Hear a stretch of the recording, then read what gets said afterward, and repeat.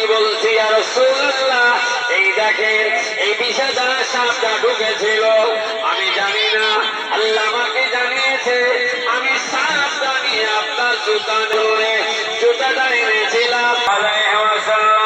তবে আমার দিন বা দিনের এমনকি তামাম সৃষ্টিজীবীর জন্য কথাটা মাথায় রাখুন। আল্লাহ বললেন, আল্লাহ আসছে কি যাদের বয়স এই যুগের মানুষ ঠিক আছে তো, সেই জামানায় আমার একটা সুন্নাতকে পালন করে, সুন্নাতকে আমল করে ভালোবেসে আল্লাহর হাবিব বললেন তার আমল হবে না। সুবহানাল্লাহ, মহব্বত করে বলা যাবে না সুবহানাল্লাহ। শহীদ নয়, এগুলো শহীদ, শহীদ শরিয়াতের শহীদ তারা জানেন, যারা ইসলামের জন্য, কোরআনের জন্য, দ্বীনের জন্য, মসজিদের জন্য জানকে কুরবানি করেছে, তারাই হলো প্রকৃত শহীদ। জোরে বলুন আমার ভাইয়েরা, আমাদেরা সোনার মানিকেরা, শহীদের বর্ণনা সূত্র একটা আপনাদের কাছে তুলে ধরছি। আল্লাহ পাকের নবী আমার রাসূলুল্লাহ তিনি বললেন একটা সুন্নাত পালন করলে 100টা শহীদের নেকি লিখা হবে। ভাইয়েরা, বাবাজিরা, সোনার মানিকেরা, আল্লাহ নবী রাসূলুল্লাহ উহুদের যুদ্ধে ডাক দিল। ইসলামের প্রথম যুদ্ধের নাম হলো বদর। তোমরা উহুদের যুদ্ধের ময়দানে চলে আসো। যুদ্ধের ঘন্টা বাজানো হয়েছে, রাসূলুল্লাহর আওয়াজ পাড়ায় পাড়ায়, তখন কিন্তু মাইক ছিল না, পাড়ায় পাড়ায় আওয়াজ দেওয়া হয়, এ আল্লাহ বান্দা বান্দিরা কে আছো, যুদ্ধের জন্য তৈরি হয়ে যাও। আল্লাহ নবীর একজন সাহাবা, নাম হলো হযরতে হানজালা রাদিয়াল্লাহু তাআলা আনহু। হানজালা সেই দিন তো নতুন বিবাহ হয়েছে, বিবাহ বিয়ে হলে একটা আনন্দ আনন্দ উৎফুল্লতা হয় না, হয় না? কথা শুনছেন বাবু? আল্লাহ রাসূল যুদ্ধের ডাক দিয়েছে, হামজালার বিয়ে হয়েছে, আর সেটা ফুলসজ্জা, এক কথায় আমরা বাংলা বলি বাসর রাত। হামজালা বিবির সঙ্গে আনন্দ করছে, বিবির সঙ্গে আনন্দে মত্ত রয়েছে। হঠাৎ করে হামজালার কানে আওয়াজ গেল, ইসলামের জন্য, কোরআনের জন্য, নবীর জন্য কারা জিহাদে যাবে, তৈরি হয়ে যাও। হামজালা আওয়াজটা শুনে তাড়াতাড়ি লাফ মেরে উঠেছে, বিবিকে আওয়াজ দিচ্ছে, তোমায় যাবে না, খুলে আসো। মজলিসে আদব নেই, বেয়াদবের মতো হলে হবে না, এটা মজলিস। যারা যাবে ভিতর দিয়ে জুতো খুলে যাবে।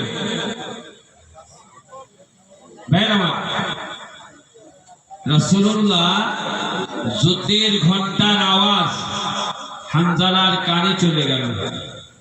হানজালা বিবির কাছে, স্ত্রীর কাছে বাসরাত শুয়েছিলেন, তাড়াতাড়ি উঠে পড়েছে। বিবিকে বলে, বিবি রে, আর থাকা যাবে না, আর থাকতে পারবো না, আমাকে যেতে হবে যুদ্ধের ময়দানে। বিবি বললেন, স্বামী গো, আপনি তো গোসল আপনার ফরজ হয়ে গেছে, আপনি সহবত করে ফেলেছে, স্বামী স্ত্রী মিলামেশা হয়ে গেছে, আপনার শরীরটা নাপাক, নাপাক শরীর নিয়ে যদি যুদ্ধের ময়দানে যান, আপনি যদি শহীদ হয়ে যান, নাপাক হালাতে মৃত্যু হয়ে যাবে। হানজালা বলল, বিবি পানি দাও। একটা পাত্রে পানি ছিল, মাথায় ঢেলছে, হঠাৎ করে আওয়াজ আসে, নবী নাই, নবী নাই, নবী নাই। আল্লাহ নবী সাহাবা হানজালা পানি আর ঢেলতে পারেন না, পানি আর মাথায় দিতে পারে না।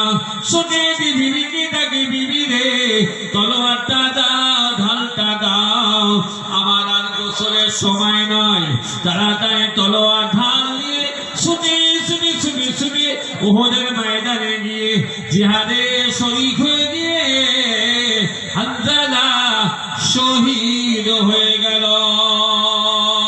ইন্না লিল্লাহি ওয়া ইন্না ইলাইহি রাজিউন। ও ভাইরা, বাবা আল্লাহ নবী রাসূলুল্লাহ শহীদ হয়ে গেছে, এই খবরটা মদিনায় ছড়িয়ে গেছে।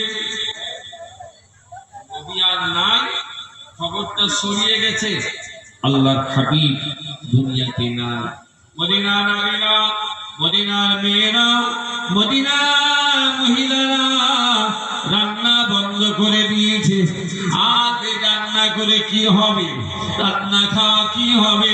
নবী নাই, আর আমাদের জীবনে কি লাভ? বাচ্চা ছেলে মেয়ে মায়ের স্তনে বুকের দুধ আর টানে না, মা চেষ্টা করে বাচ্চা না কাঁদে, চোখের পানি পড়ে। নবী নাই, আর কার জন্য বেঁচে থাকবো, আর কার জন্য আমরা বেঁচে থাকবো? দুধ আর খাবো না। ও ভাইরা বাবাজিরা, আল্লাহ পাকের নবী রাসূলুল্লাহ বিশ্বনবী হাবিবুল্লাহ সাল্লাল্লাহু আলাইহি ওয়াসাল্লাম নবী আমার সাহাবাদের বলল, সাহাবারা উহুদের যুদ্ধে আমাদের পরাজয় হয়ে গেল, 70 জন শহীদ হয়ে গেছে। ইন্না লিল্লাহি ওয়া ইন্না ইলাইহি রাজিউন। তার ভিতরে নবী চাচা আমির হামজা সাইয়্যিদুশ শুহাদা হুজুর শহীদ হয়ে গিয়েছিলেন। আল্লাহ নবী চাচা হারা, নবীর অন্তরে বিরাট কষ্ট। আল্লাহর হাবিব বলল, বাবা তামাম শহীদদের লাশগুলো এক জায়গায় জমা করো, শহীদদের লাশগুলো এক জায়গায় জমা করা হলো। আল্লাহর হাবিব রাসূলুল্লাহ বিশ্বনবী বললেন, যারা আল্লাহর রাস্তায় শহীদ হয় তাদের গোসল লাগে না, রক্ত মাখা শরীরে যে হালাতে যে অবস্থায় আছে সেই অবস্থায় কাফনটা পরিয়ে জানাজা পড়ে দাফন করতে হবে।